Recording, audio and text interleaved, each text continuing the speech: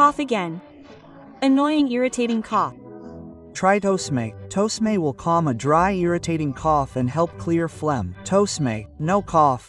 Ukraine, together with its allies, are jointly developing a new peace plan.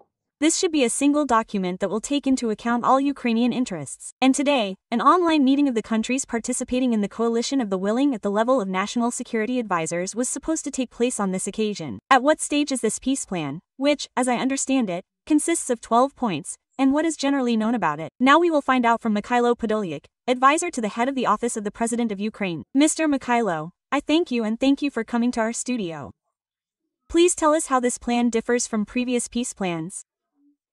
And what is in it? And how promising is it? And this is not a question of how something is different, this is a question of the stage of the war. Well, I think everyone realizes, no one expected that the war would last 4 years, yes, there are 18 days, right?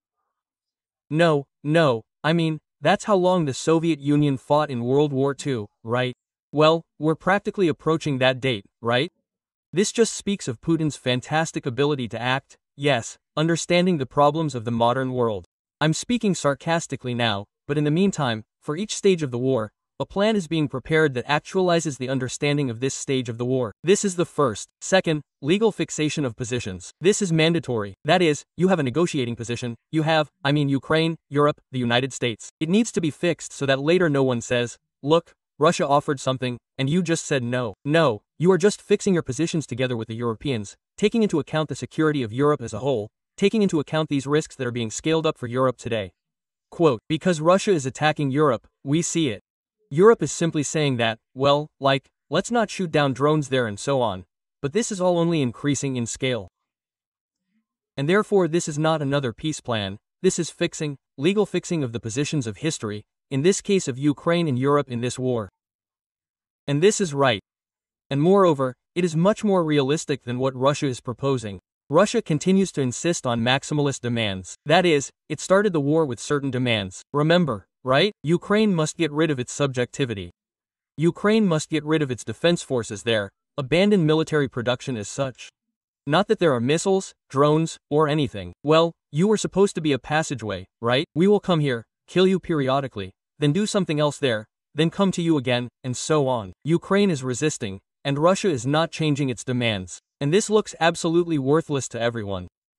Even the United States today, we see, yes, after the telephone conversation between Mr. Rubio and a subject named Lavrov, we understand that, in principle, the summit in Budapest was cancelled after that. Why? Because Russia is not realistic, that is, it does not make changes to its demands taking into account the stage of the war.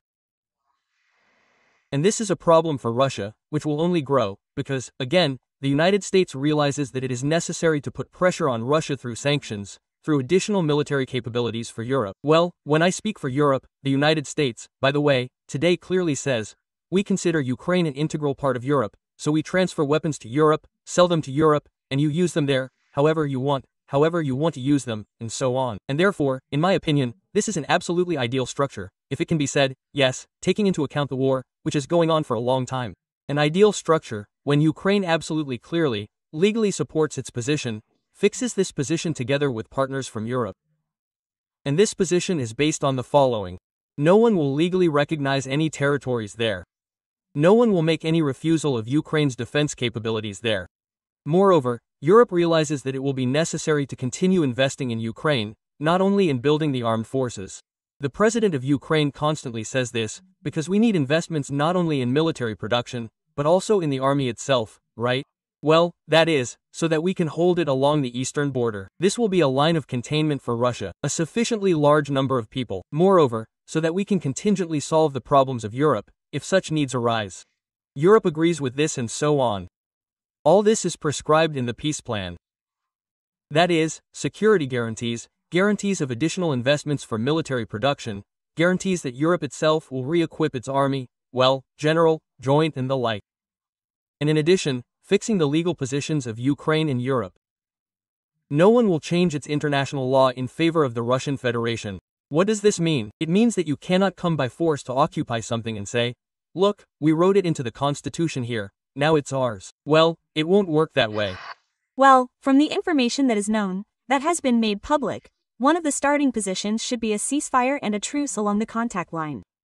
We understand perfectly well that Russia will most likely not accept this very first condition right away.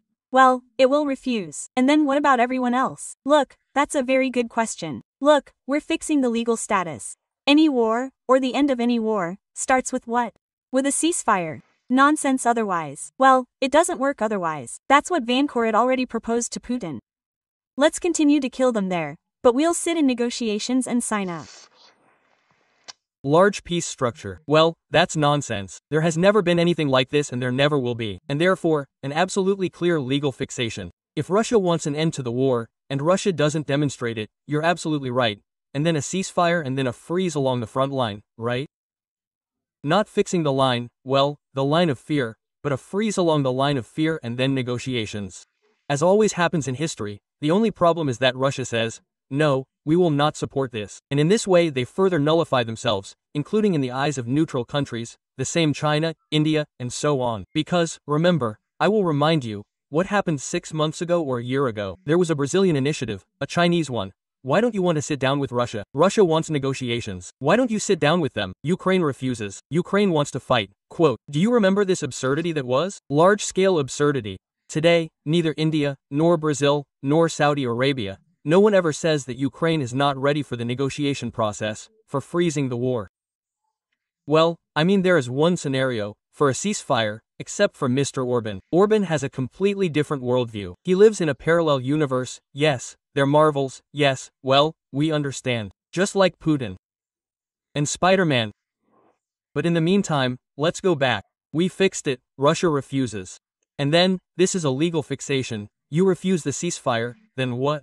Then the sanctions are of a completely different level. And we see, they are starting to work. China is reducing slowly today, but they are starting slowly. Therefore, if the sanctions that Mr. Trump is adopting today were adopted, yes, they were adopted there 2 years ago regarding restrictions in relation to Rosneft. Look, just think about it. 4 years of war, we found out that with you, that Lukoil and Rosneft were working calmly, having assets.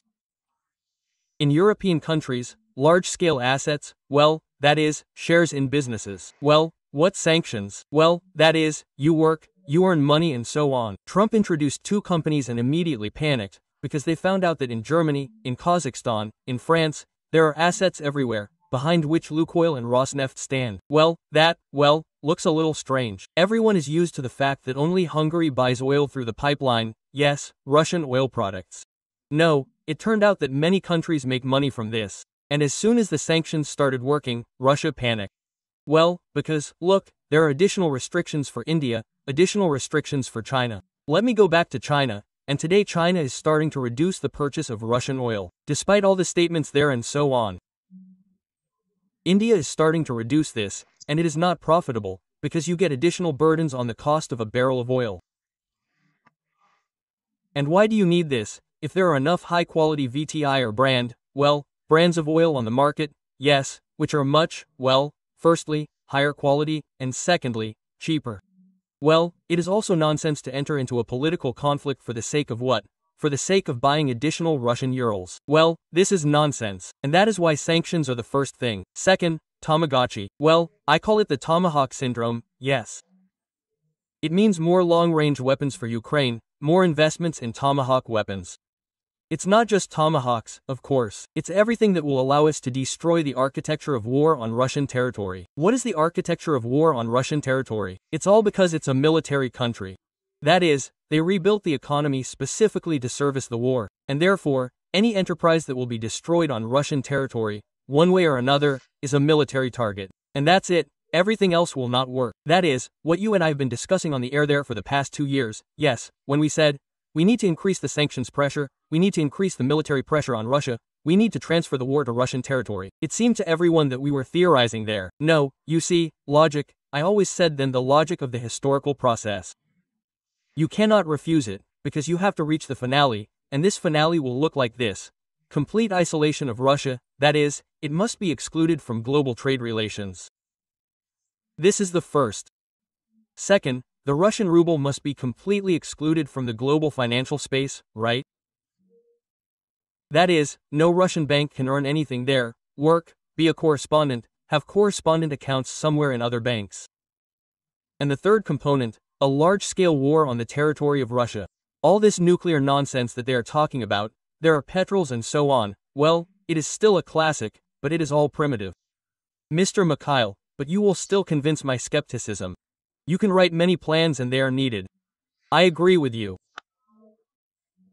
But it all depends, well, it turned out, on one person, on one absolutely insane character who is sitting in Moscow and who is not going to end the war at all.